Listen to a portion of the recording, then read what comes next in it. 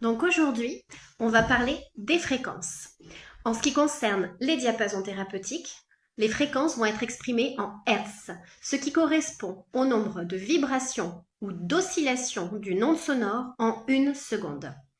Donc on va imaginer que notre onde sonore, c'est une vague dans un sens et une vague dans l'autre sens. Si j'en ai une en une seconde, j'ai 1 Hertz. Si j'en ai 2 en une seconde, j'ai 2 Hertz et ainsi de suite.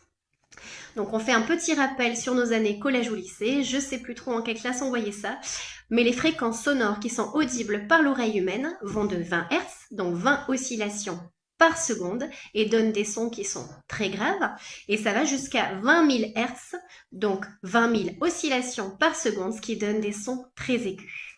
Donc pour vous donner une image avec nos diapasons thérapeutiques, ici j'ai des tiges qui sont courtes, donc en une seconde il y aura de nombreuses vibrations possibles. Donc, je vais avoir un son qui est plus aigu avec des petits diapasons. Et là, j'ai un diapason qui a de longues tiges, donc un chemin à parcourir plus long. Donc, il y aura moins d'oscillations en une seconde et donc j'aurai un son qui est plus grave.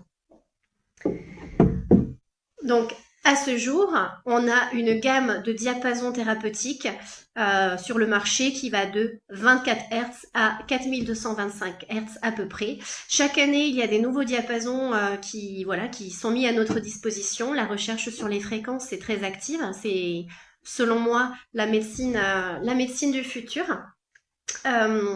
Et donc, dans les prochaines vidéos, on parlera de comment le thérapeute choisit ses fréquences et comment ça agit sur le corps, quel est le lien avec le corps.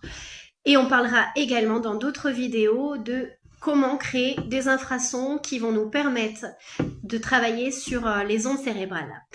Voilà, donc la prochaine vidéo, ça parlera de ce qu'on appelle la résonance sympathique. Ciao, ciao!